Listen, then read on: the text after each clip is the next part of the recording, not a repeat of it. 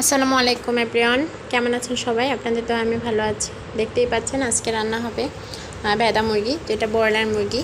তো মুরগিটা এখানে কেটে নিয়েছি, আমি দিয়ে দিচ্ছি লবণ, একটু পানি আর লেবুর রস। তো এটা দিয়ে আমি মুরগিটা একটু সেদ্ধ করে নিব।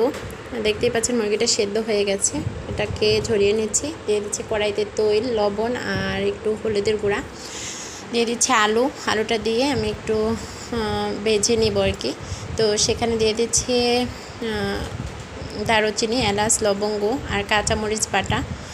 এটাকে দিয়ে আমি আলুটা ভালোভাবে ভেজে নিব। দেখতেই পাচ্ছেন আলুটা ভাজা হয়ে গেছে। এ পর্যায়ে দিয়ে দিচ্ছি আদা বাটা, রসুন বাটা। তো আদা রসুন বাটা দেওয়ার পরে দিয়ে দিচ্ছি পেঁয়াজ কুচি। এটা দিয়ে আরেকবার মিশিয়ে নেব। মিশানো হয়ে গেলে আমি এখানে অ্যাড করে দিব আগে থেকে সেদ্ধ করে রাখা মুরগিটা অ্যাড করা হয়ে গেছে। তো আমি মরিচের গুঁড়া দিইনি এখনও, যেহেতু কাঁচামরিচ দিয়েছি রং হওয়ার জন্য ভালো। আমি একটু মরিচের গুঁড়া দিয়ে মিশিয়ে নিচ্ছি। দিয়ে দিচ্ছি জিরার গুঁড়া, ধনিয়ার গুঁড়া।